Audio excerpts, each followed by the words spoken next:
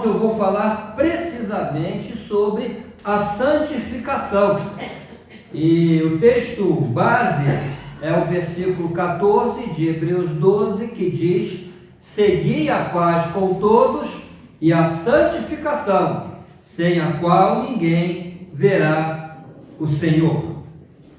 Irmãos, a partir deste verso, nós podemos perceber que a santificação tem a ver com relacionamentos. Relacionamento com Deus e relacionamento com as pessoas. E por que eu digo isso? Que no mesmo versículo em que o escritor sagrado nos exorta a buscar a santificação, antes ele diz: segui a paz com todos. E a santificação. Uma coisa está relacionada à outra. Não há como ser santo sem buscar a paz. Paz primeiramente com Deus e paz com as criaturas de Deus. Justificação é um ato em que Deus nos declara justo mediante a fé em Cristo e que nos coloca numa posição de paz com Deus. Mas agora vem a santificação, que é um processo. E é um processo que será concluído quando Jesus voltar a esse mundo para buscar-nos e levar-nos ao céu. Lá em Filipenses, capítulo 1, versículo 6, o apóstolo Paulo diz assim: tendo por certo isto mesmo, que aquele que em vós começou a boa obra, que é Deus, é Ele que começa a obra da salvação em nós, a aperfeiçoará até o dia de Jesus Cristo. Então, irmão, nós percebemos aqui que tudo é Deus. Deus começa a boa obra, Deus começa a obra da salvação e Deus aperfeiçoa esta obra e aperfeiçoará.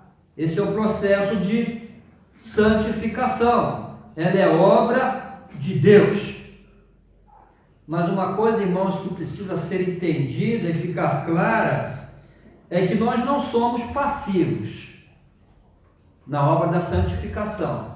Por exemplo, lá em Filipenses capítulo 2, versículo 12 e 13, diz assim: de sorte que, meus amados, assim como sempre obedecestes, não só na minha presença, mas muito mais agora na minha ausência, assim também operai a vossa salvação com temor e tremor. Lá em Tiago 4,7, Tiago diz: resisti ao diabo, ele fugirá de vós. Agora Deus dá a força para que possamos resistir. 2 Timóteo 2,22, Paulo diz a Timóteo: foge também dos desejos da mocidade e segue a justiça, a fé, o amor e a paz com os que com o coração puro invocam o Senhor. Aqui Paulo está a dizer: Timóteo, tu tens que operar, tu tens que fugir dos desejos, das paixões, dos pecados da mocidade e seguir a justiça. Tiago 4,8, chegai-vos a Deus e Ele se chegará a vós. Salmo 27,8, quando tu disseste: buscai o meu rosto.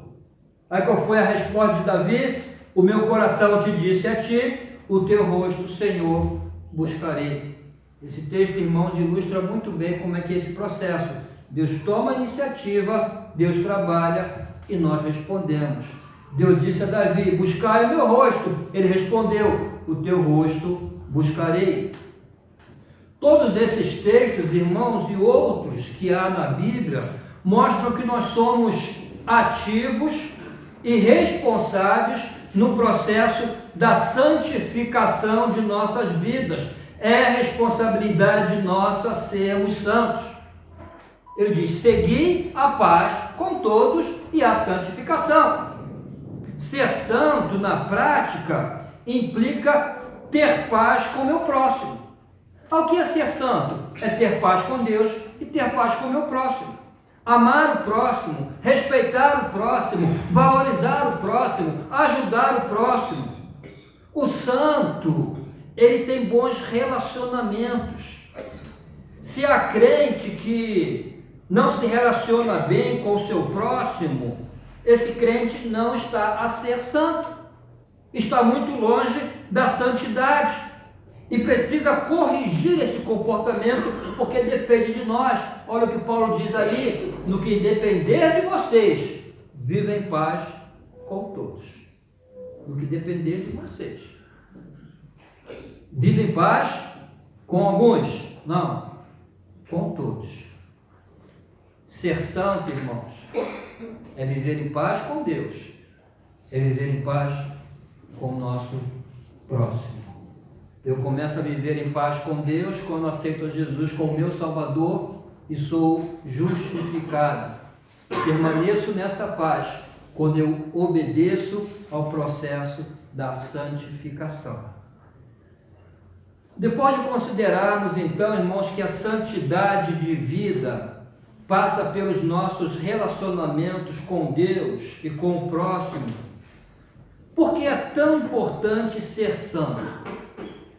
Mas por que, pastor, eu tenho que ser santo? Eu sou ser humano, de carne e osso. A resposta está em 1 Pedro 1,16. Porquanto está escrito: sede santos, porque eu sou santo. E a razão pela qual devemos ser santos é porque Deus é santo. Agora, irmãos, precisamos entender a santidade de Deus, porque há alguns conceitos que se tornam tão familiares, tão comuns para nós, e que nós não atentamos muitas vezes para o significado, muito menos para a seriedade. A santidade de Deus, irmãos, em certo sentido, é o mais importante dos atributos de Deus. Quais são os atributos ou qualidades de Deus revelados na Bíblia? Citarei alguns: amor, bondade, justiça, sabedoria, santidade. Deus é amor, é a sua essência.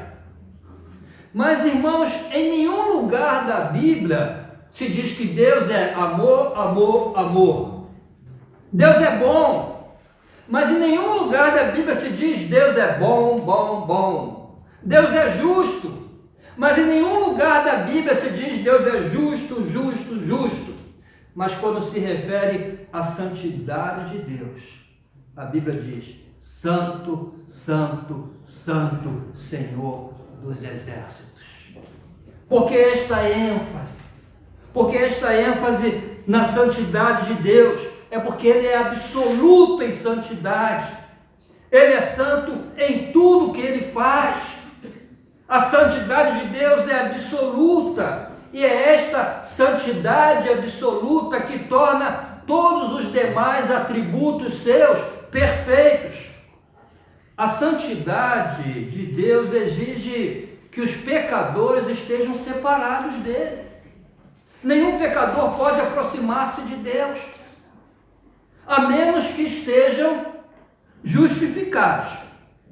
O apóstolo João transmite essa mesma verdade com outras palavras na sua primeira carta, capítulo 1, versículos 5 e 7.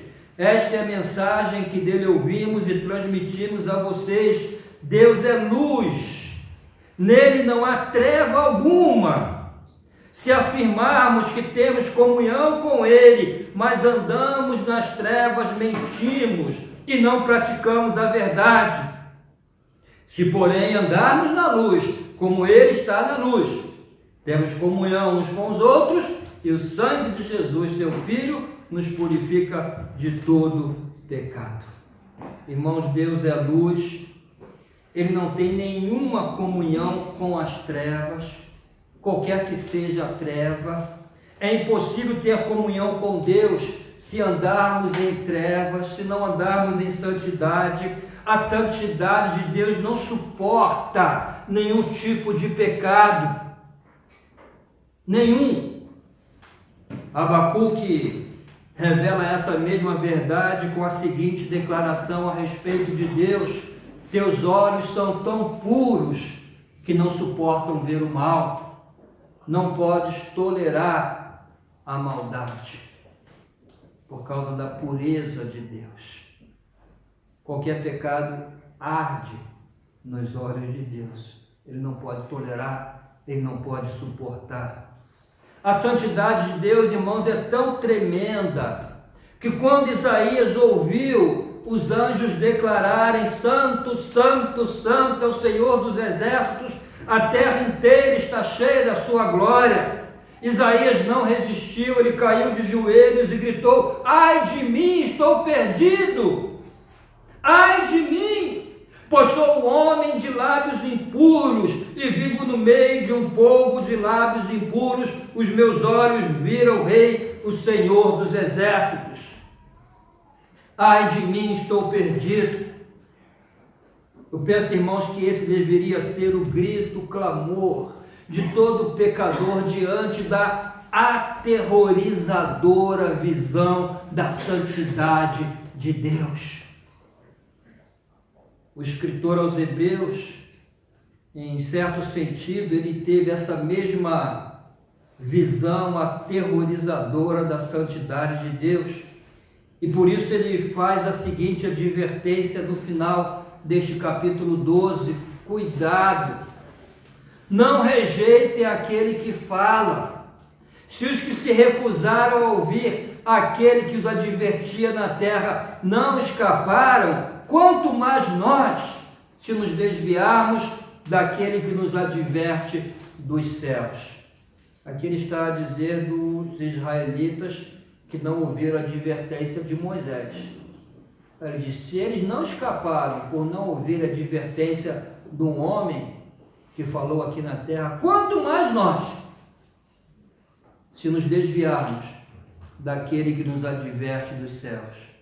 Portanto, adoremos a Deus de modo aceitável, com reverência e temor, pois o nosso Deus é fogo consumidor. Irmãos, é muito bom dizer que Deus é bom, né? Mas a Bíblia também diz que Deus é fogo consumidor. Por causa da sua santidade, Ele consome todo o pecado.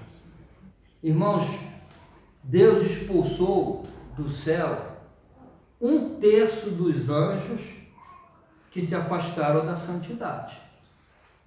Aqueles anjos eram santos, mas um dia afastaram-se da santidade, e Deus não os tomou por inocente, e Deus os expulsou do céu e os condenou ao abismo eterno.